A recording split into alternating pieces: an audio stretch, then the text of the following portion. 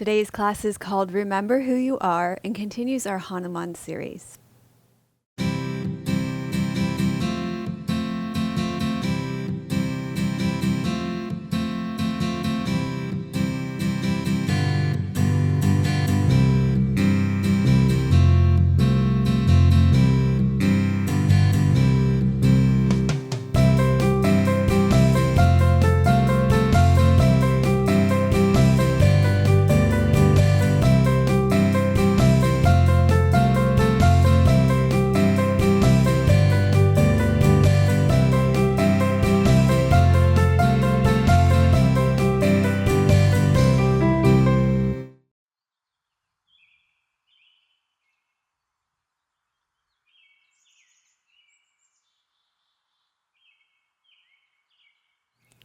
Hello and welcome to episode 216 of Namaste Yoga.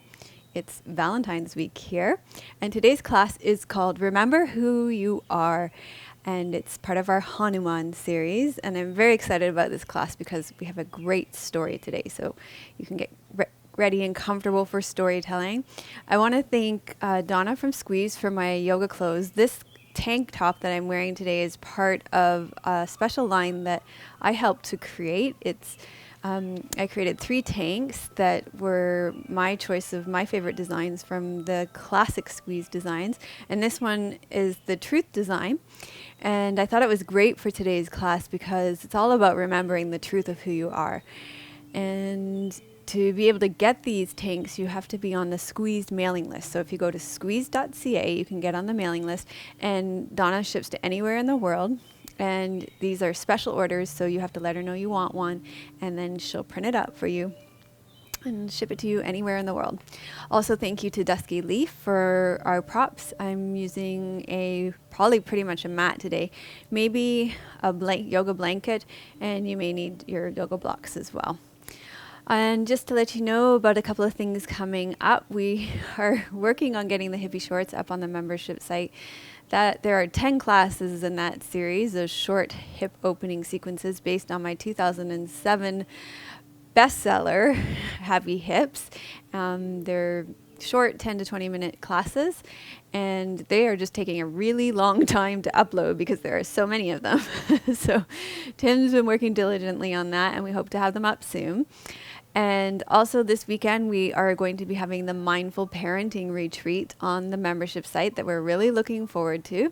There were over 10 of us, teachers and graduates from the Open-Hearted, we call it Mentor with Melissa now, course, that put together videos for that. People included their kids in the videos, and it's a great weekend that you can spend with your kids. It's Family Day weekend here in Canada. Lots of us have Monday off, so it's going to be a great weekend. So that's all for now. Oh, I have a testimonial too from Cassidy from Facebook. She says, "Hi, my name is Cassidy. I recently started taking your YouTube beginners yoga classes and I love them.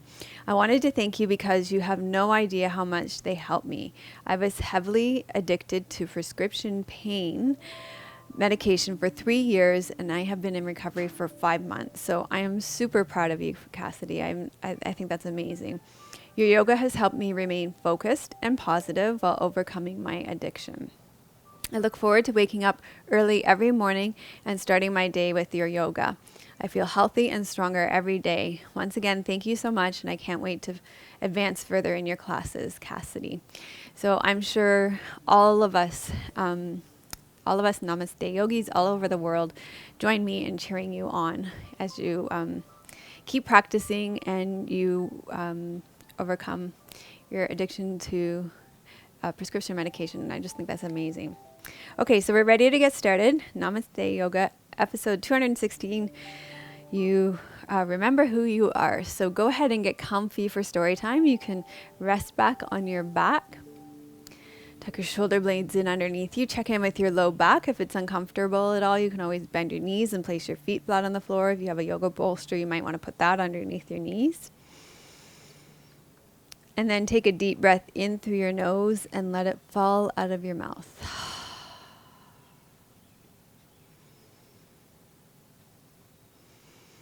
That is called a falling out breath. And I get asked about that breath from time to time.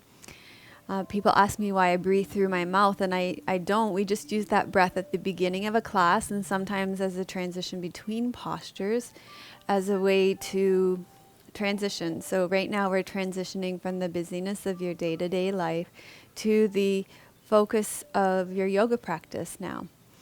And so now you'll go back to breathing in and out through your nose.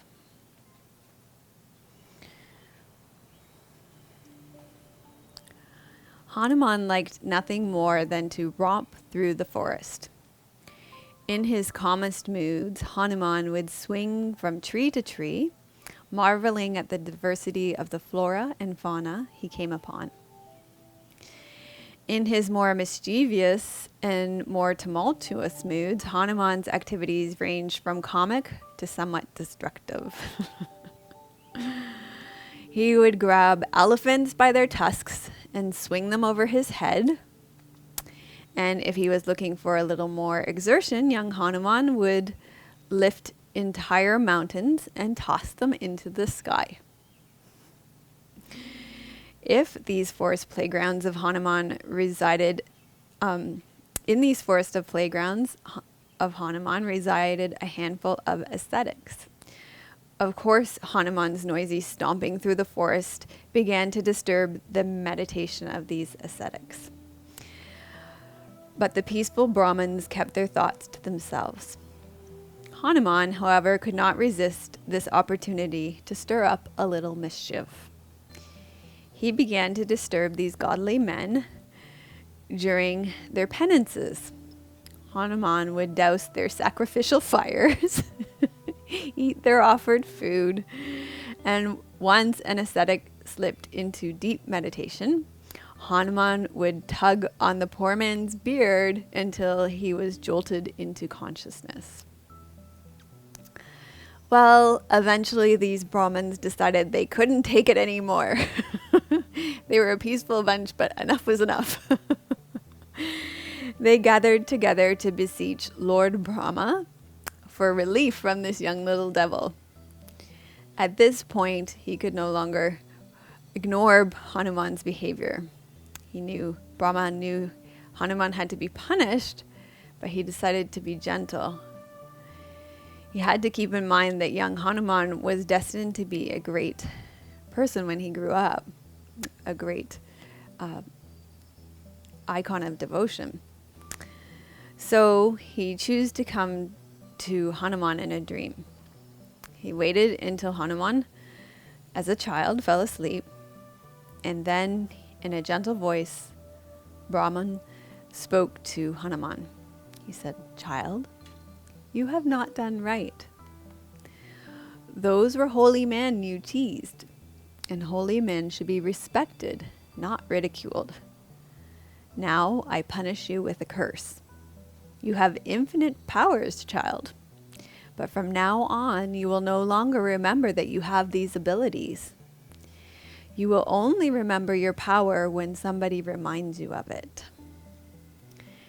And so this story is like, I mean, many of us can think about parallels in our own lives when adults, very well-meaning adults, tell us that, whether it's, "Okay, your singing's driving me crazy now. Please stop singing. You can't sing." Or, "Enough drawing on the walls. You're not an artist. Stop drawing," right? So there are parallels in our own lives, and maybe you can think of some in your own life. After proclaiming these words, Brahma felt a sense of gloom descend upon Hanuman's young mind. So before departing, he added, "Child, do not worry. This curse is mild and your destiny is mighty. You will be a great being, so sleep well." So let's fast forward a number of years. Sita is in trouble and Ram needs Hanuman's help retrieving her. Sita is Ram's wife. Ram, Hanuman, Ungad, Jambavan, who is a bear, and Vanar, Sena, that's the monkey army, find out from Sampati, the vulture, that Sita could not be taken to Lanka. Looking at the roaring sea ahead of them, that's Lanka, the roaring sea, all of them are at a loss as how to cross over Lanka to find Sita. Hanuman is the most despondent of them all because he's forgotten that he has all these superpowers that got him into trouble as a child. Just when all seems lost, Jambavan comes up to Hanuman and praises him. So imagine having a mentor that's like a big cuddly bear. And he says to him, "No other living creature has your strength, wisdom, and radiance. Why are you sitting so quietly, not knowing yourself? You certainly can jump over this ocean." And these are the words that come right from the text. They say, it goes like this: "You are powerful as the wind. You are intelligent, illustrious, and an inventor.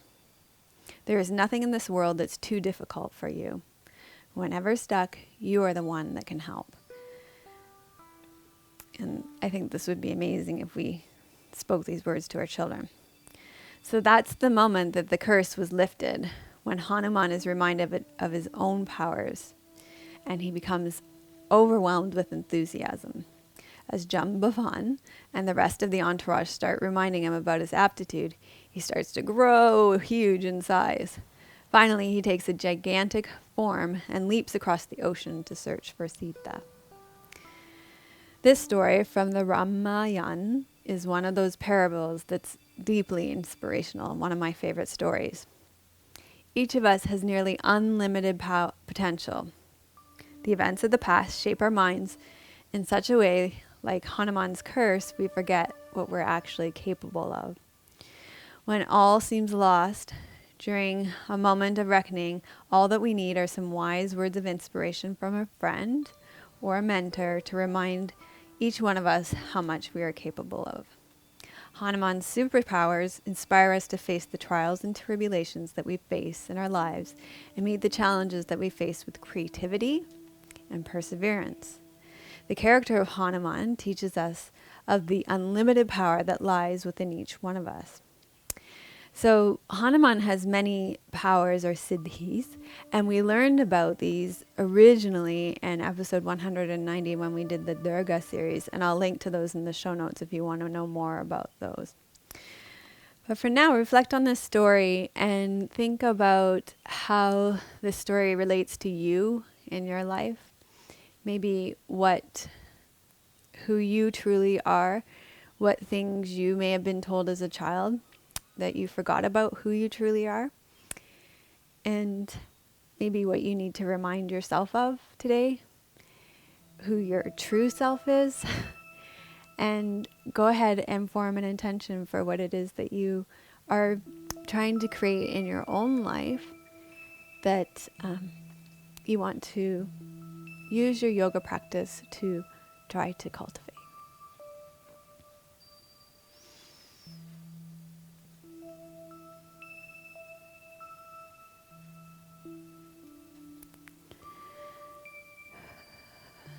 Okay, so once you've formed your intention, we're going to stay lying on your backs. And the first pose we're going to do is Apanasana, which is knees to chest pose. Because of the siddhis, one of the supernatural powers is to become as small as possible. And we can do that by drawing our knees into our chest. To me, that's like one of the smallest shapes we can make.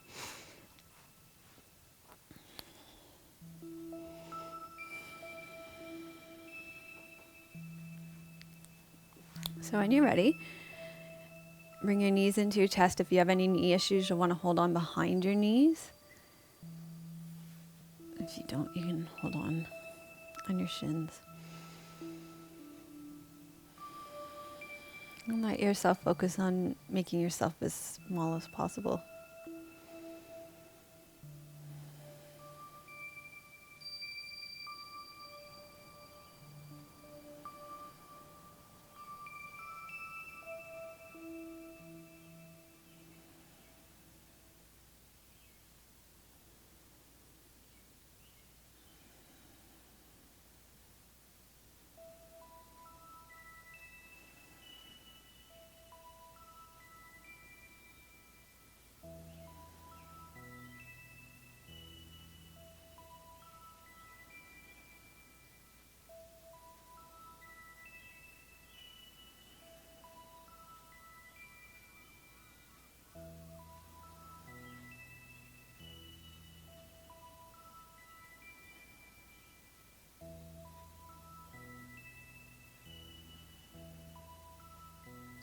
And then from here, you can either roll to your side or rock yourself up.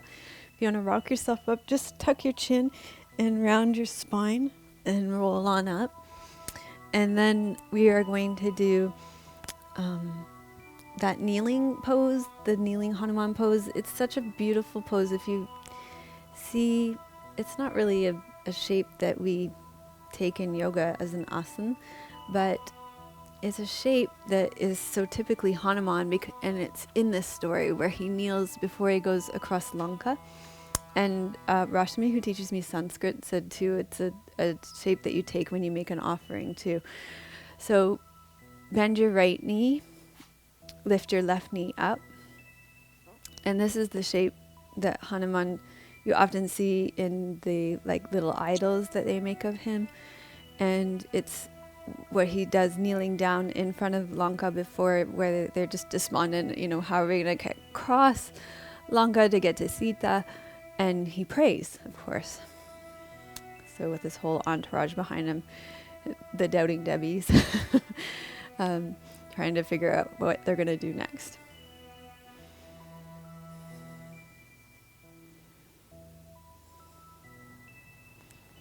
So you can reflect maybe on any times in your life when you've doubted your own greatness.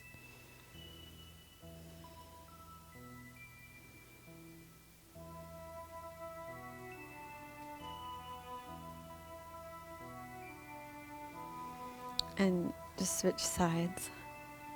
It's just a moment to reflect on that. And how you find that strength in those times. Just notice what you do in those times to find your strength. And it's so great in the story because Hanuman has his entourage, he has his friends, he has Jambavan the bear who reminds him of his greatness. And it is, in our lives, it is our friends who remind us of our greatness, of our truth, of our true selves.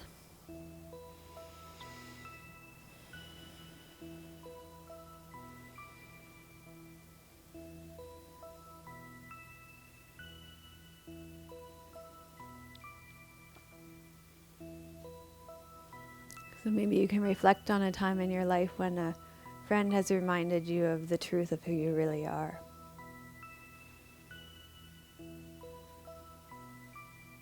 And then you can release that, and we're going to do lunge pose, Anjaneyasana. And is it okay if I keep facing this way? Okay, great. Here's where you may want your folded blanket for underneath your knees. You're going to step your left leg through. Really sink down into your front left foot. And this is where I thought maybe some people might want blocks underneath their hands too. Sink down into your front left foot and come upright. And let's just bring your arms up here as well.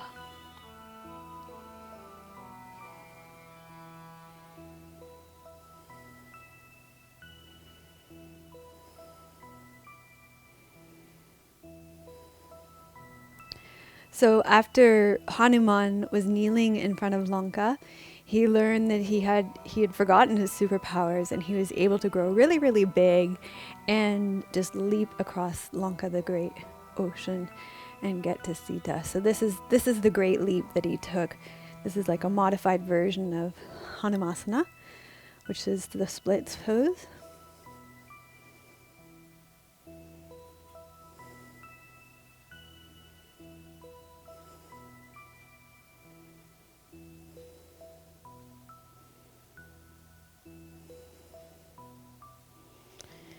And then you can release this side, and you're going to switch sides.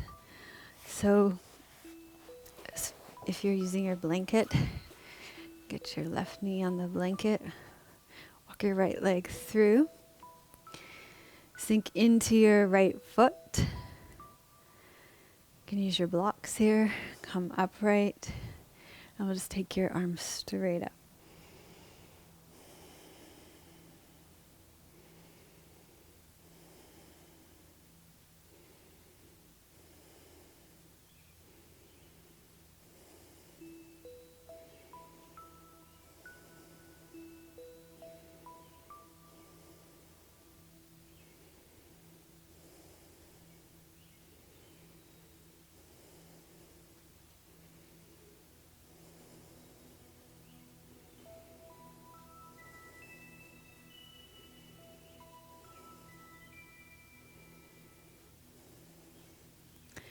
And then release that. And from here, we're going to go into Adho Mukha Svanasana as a transition up to standing. Spread your fingers nice and wide. Tuck your toes under. Breathe in. Breathe out. Lift your hips. Reach your heels towards the ground.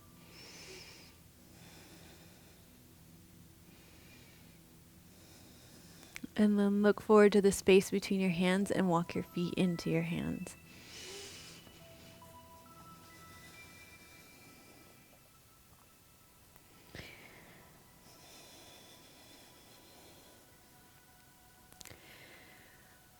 Okay, from standing, we're going to practice some Surya Namaskar, sun salutations.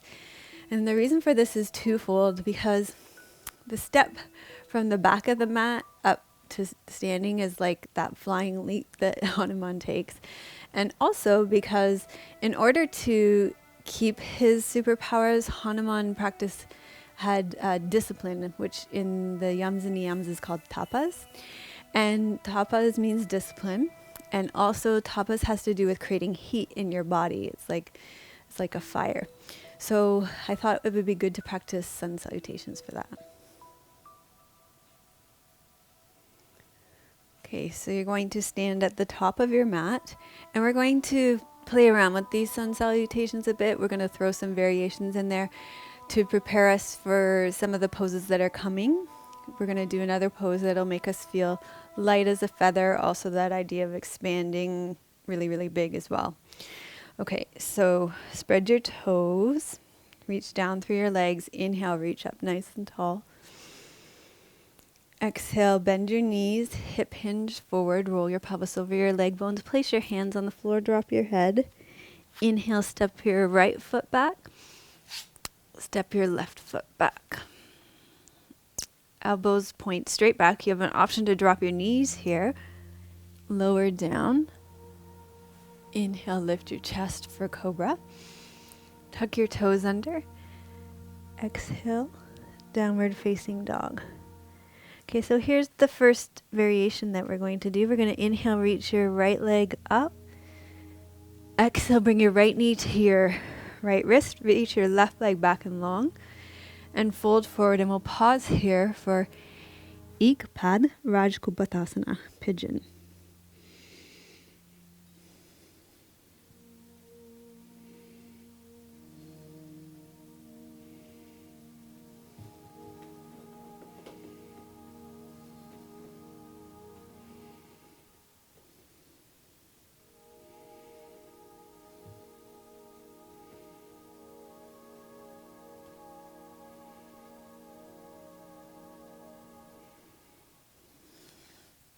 And then bring your hands underneath your shoulders again. Tuck your left toe under. Inhale, step back into Adho Mukha Svanasana. Come up high on your toes. If you've gone to a yoga school where they've trained you on how to jump forward, then you can go ahead and jump forward. Otherwise, you're just going to take that leap forward with your right foot. And then you do the little rock through your left foot. Step your left foot in. There's your leap forward with your left foot. Exhaling forward. Inhale, flat back to come up. Exhale, hands to your heart, remembering the truth of who you really are. So inhale, reach your heart up to the sky. Exhale, knees bent, hinge forward through your hips, drop the crown of your head. Inhale, step your left foot back. Right foot steps back. Exhale, lower down.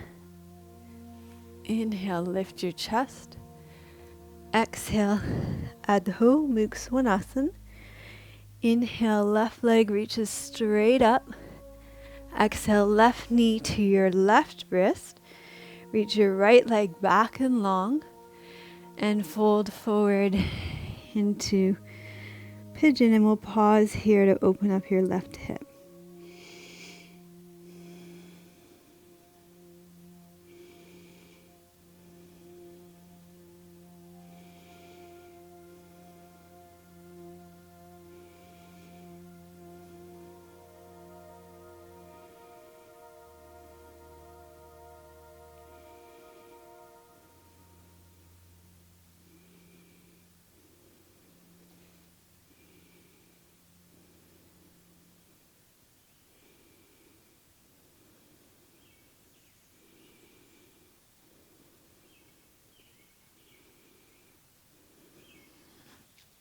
Bring your hands under your shoulders. Inhale, lift up. Tuck your right toe under. Exhale, step back into Adho Mukha Svanasana. Inhale, look forward at the space between your hands. You can either jump both feet in or step your left foot in. Exhale, step your right foot in, standing forward fold. Inhale, reach up. And exhale, bring your hands to your true heart.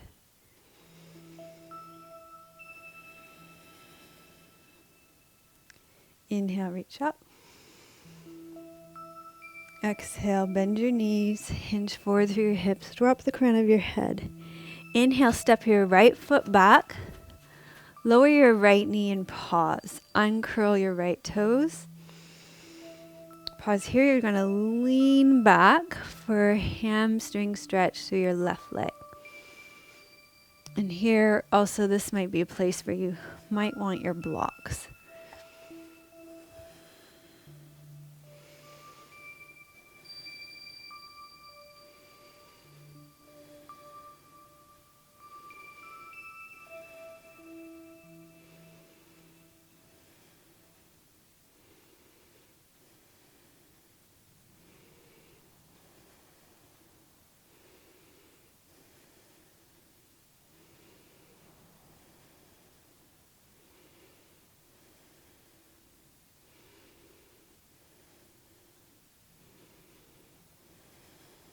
Put your blocks off to the side if you're using them again.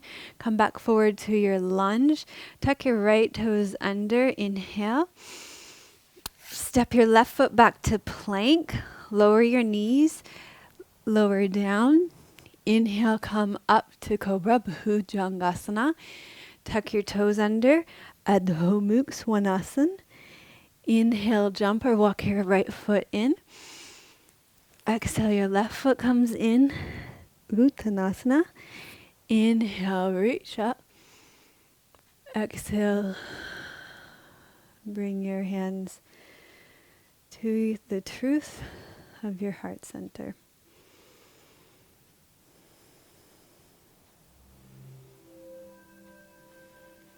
Inhale, reach up. Exhale, bend your knees. Roll your pelvis over your leg bones. Place your hands on the ground. Drop your crown of your head. You're going to inhale, step your left foot back. Lower your left knee. Uncurl your toes. And lean back so you're stretching your right hamstring. So here again, you may want to just use your blocks, if you have tight hamstrings like me, to lift the floor a little bit.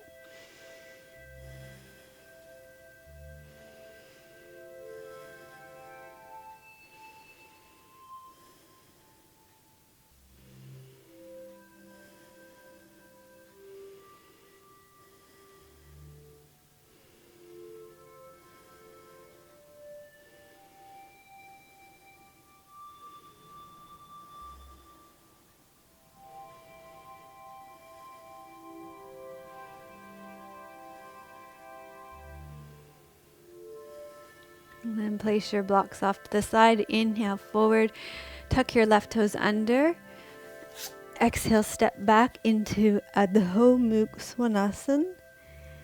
Inhale, look forward. Either jump both feet forward or step your left foot in. Take that leap forward with your right foot. Imagining Hanuman's leap. Inhale, come all the way up to standing. And exhale. Come to the center of your truth at your heart.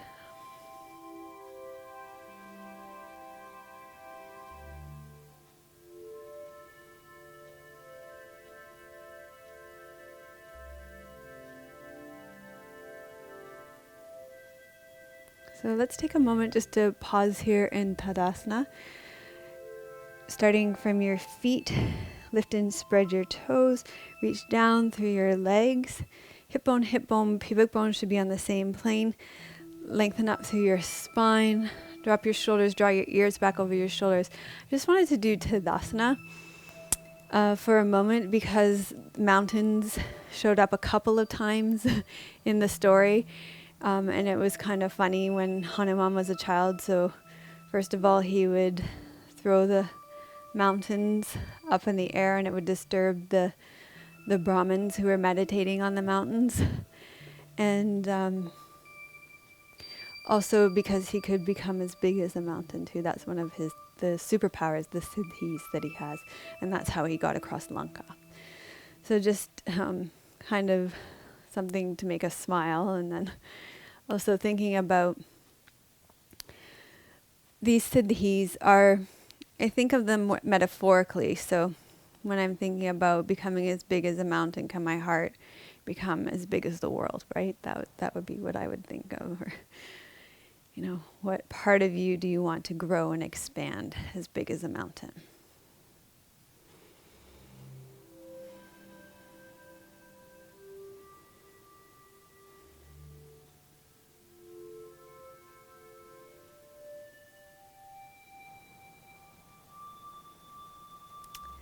And then another siddhi that we were going to look at was to become as light as a feather.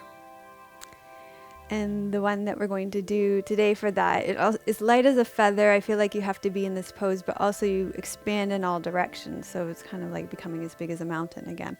And that is Ardha Chandrasana, half moon balancing pose. So we'll come up to the top of your mat again. You'll probably need your block for this. And you start in Uttanasana, coming into a standing forward fold. Take your block to the outside of your right foot. Take your left leg up and behind you. Open up your left hip. Drop your right sit bone. And then you can lift up your left arm. So let your body be light as a feather. And imagine yourself expanding in all directions so that you become as expansive as a mountain.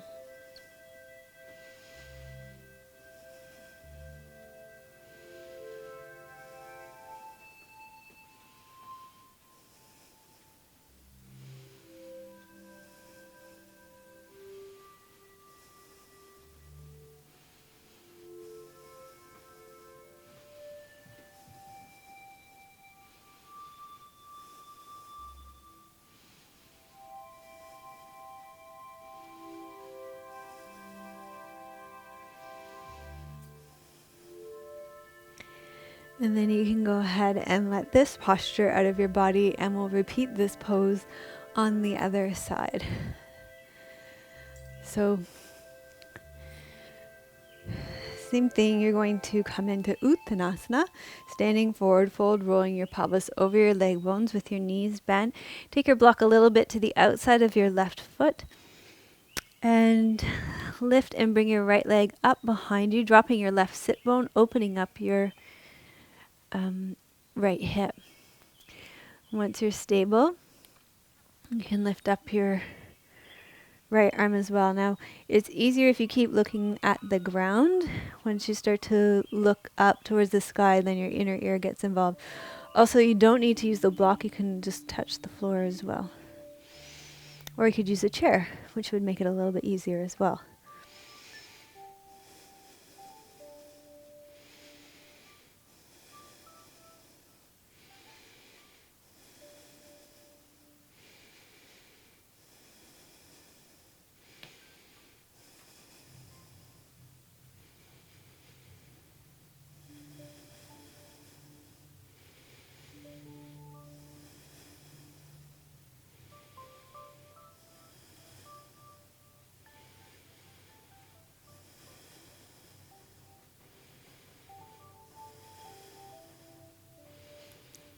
And then let this posture out of your body.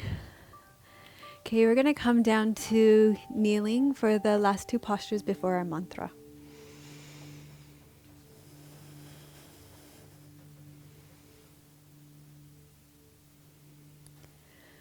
Okay, from here we're going to do puppy, because I've been wanting to do puppy with you guys for so long, and it's just like not really fit into my lesson plans, and so I just decided to put it in. And the best way I can think to fit it into this class is that This story with Hanuman is filled with animals, so we'll say that there's an adorable puppy in our story. Work with me here, people. It's just this backbend that I've been wanting to do with you. We haven't done it in so long. So you start on all fours, and what you do is you tip your sit bones up towards the ceiling, and then you rest your forehead on the ground. If your nose gets squishy, you can come up onto your chin. But if you have any neck issues, it compresses your cervical spine. So probably for as long as you can, stay on your forehead, just a little bit better for your cervical spine. Open your chest to the ground. Really great opening for your armpits and your shoulders. Great little back bend.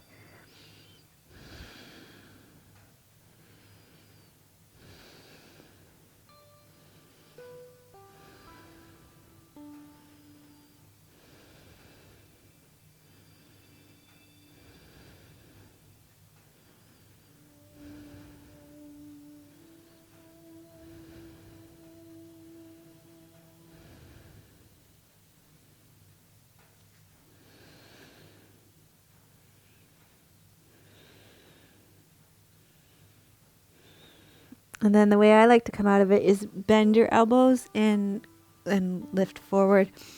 Come up onto your hands and knees, and we're going to do thread the needle as our counter pose for this.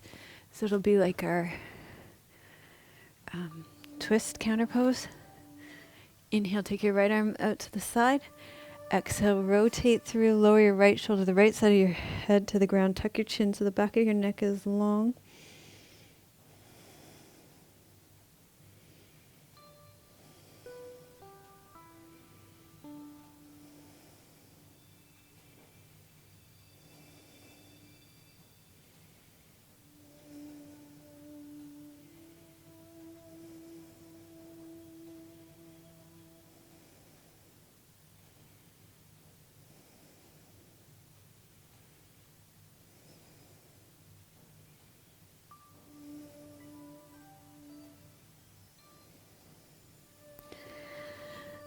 And then slowly unravel, and we'll do this on the other side. Inhale, reach up. Exhale, thread your left hand between your right wrist and your right knee. Lower your head to the ground and your shoulder to the ground. Tuck your chin so your neck is long.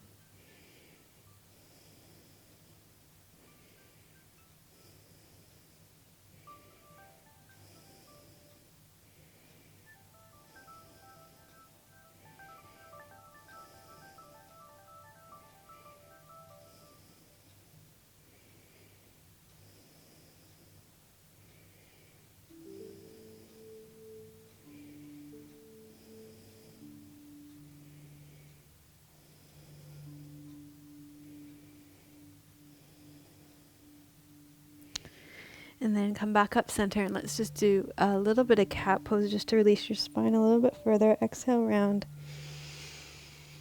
Inhale, arch. Exhale, round. Inhale, arch.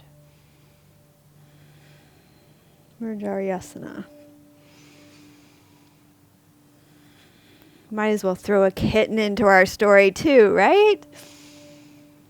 Got puppies and kittens and bears. Okay, we're going to finish with a mantra. So, if you want to have a little drink.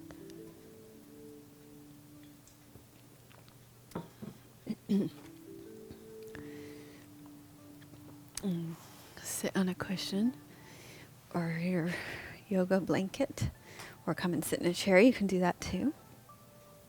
This is a mantra that's supposed to help you gain Hanuman's superpowers. And it goes, and we'll get Tim to put the words up on the screen for this, because I know people really find that helpful when we do that. The words are,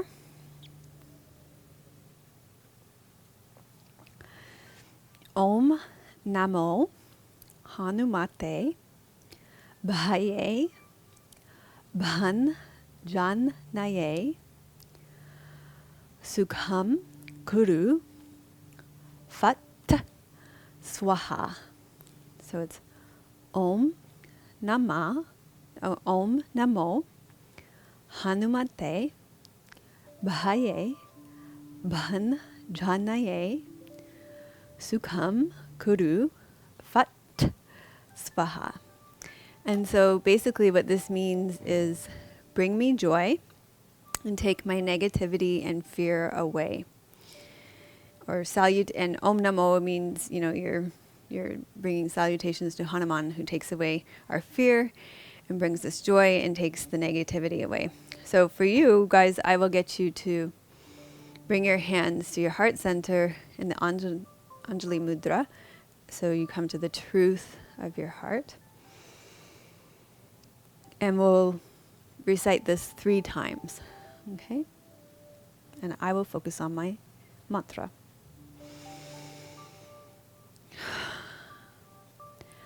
Om Namo Hanumate Bahe Bhanjanaye Sukham Kuru Fat Swaha. Om Namo Hanumate Bahe Bhanjanaye Sukham Kuru Fat Swaha. Om Namo Hanumate Bahe Bhanjanaye Sukham Kuru Fat Swaha. Okay, so go ahead and rest back in Savasana to allow your practice to settle in so you can receive your practice and integrate the teachings.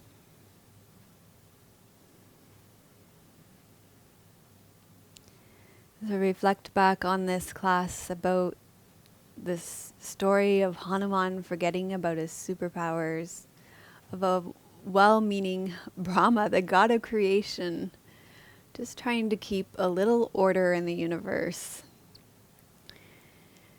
telling him that he would forget how great he was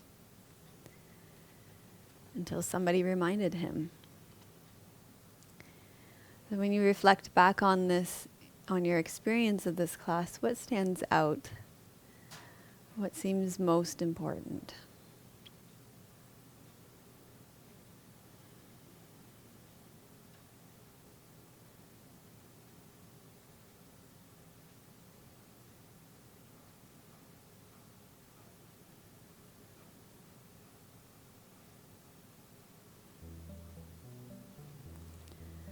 And how does that thing that stands out about your experience of this class and receiving these teachings relate to your everyday life?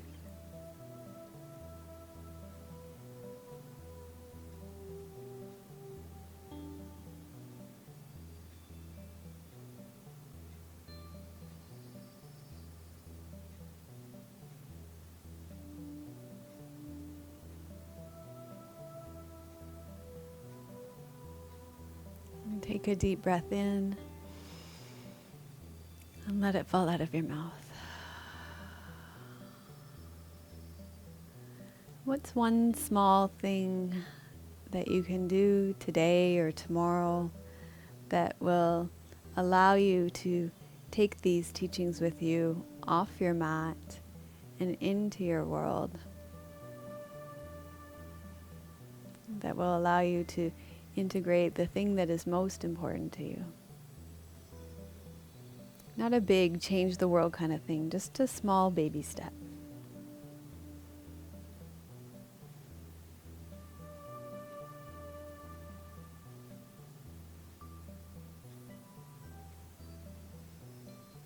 And if you have your journal close by, you might want to jot that down, any reflections that you have from this class. And then when you're ready, you can start to wiggle and stretch out.